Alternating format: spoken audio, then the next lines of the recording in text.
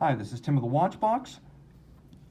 If you love this watch, email me, tmosso at thewatchbox.com. It's in the description below, your purchase and pricing email question line for this or any watch you see here on our channel or our website. Reach out to me directly, tmosso at thewatchbox.com. Today we're discussing a 2020 update of a watch that bowed in 2015. This is the FP Journe Quantieme Perpetuel, a timepiece powered by the Octa movement, 40 millimeters in red gold with a boutique exclusive blue dial. This is the Quantieme Perpetuel Boutique, a model that is traditionally sized, as the 40 has been in the FP Journe catalog for a while. It's also available in a 42, but a lot of folks feel that the dial is better proportioned in the 40 case. It's 10.9 millimeters thick, which makes it pretty slim with the domed bezel, and from lug to lug 48 millimeters with a 20 millimeter spacing between the lugs. Throw it on my wrist, 16 centimeters in circumference. Here's the over-the-top shot. Down the barrel,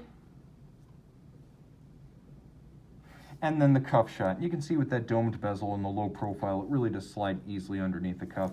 The watch has a wonderfully intense navy blue strap. It looks black at first glance, but it is blue to match the dial.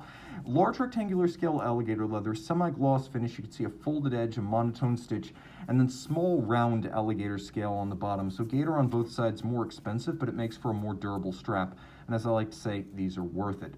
You have the pull tab spring bars that allow you to easily remove the strap without a tool. And then you can see that the spring bars themselves are curved, which allows the case to be drilled relatively close. The lugs are drilled close to the case, which creates a narrow pivot point across the wrist, making this watch suitable for a wrist as small as 13.5 centimeters circumference. And then we've got a simple rose gold pin buckle. The Journe case is well established, and this is the form that FP Journe has used on his wristwatches since the first one arrived for public consumption in 1999. Blended lugs a la Calatrava, but they turn down 90 degrees from the case band, so they really sweep around the edge of the wrist. Got a little bit of an overlapping lip from the case back and the bezel. The bezel itself is domed, and then those two overlapping lips define the mid case. There is a double dimple knurled crown that is a design signature of FP Journe. And FP Journe makes his dials, his movements, and his cases. So both this case and this lovely navy blue boutique exclusive dial are made in-house in Geneva by FP Journe. My favorite feature is the contrast between the lovely polished red gold numerals and the matte navy blue of the dial base. You can see there's a sort of clou de Paris or pyramide at the center, and then there are also rose gold faceted apertures for the day, the month, as well as the double-digit date. And although the power reserve indicates 120 hours, that is the chronometric or accurate power reserve of the watch. If you let it run to exhaustion, it will run for 160 hours. Now you can see the leap year indicator is coaxial with the hands at center, and FP Journe didn't want to put dimples or adjusters on the side of the case, nor did he want to put the customers in a position where they would have to use either a pen or ransack their closets to find the pusher adjuster that came with the watch.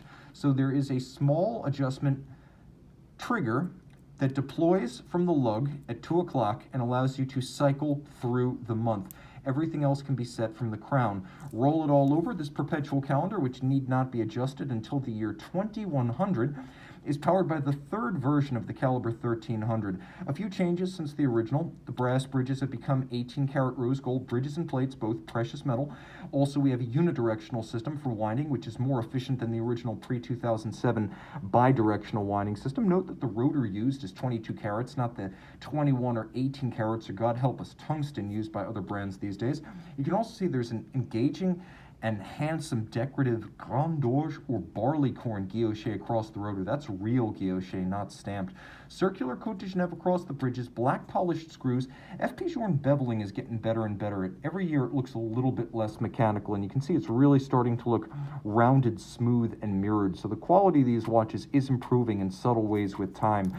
Now there's a 5-position adjustment, chronometer style, and a free-sprung balance to better take and hold that adjustment in the face of bumps and concussions on the wrist. It beats away at 21,600 vibrations per hour, and of course all of this that you see right here is water resistant to 30 meters.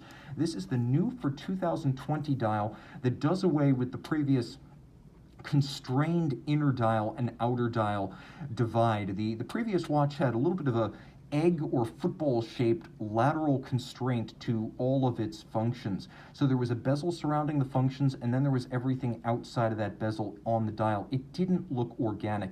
This opens up, it breathes, it's uncluttered, uncrowded, it is serene.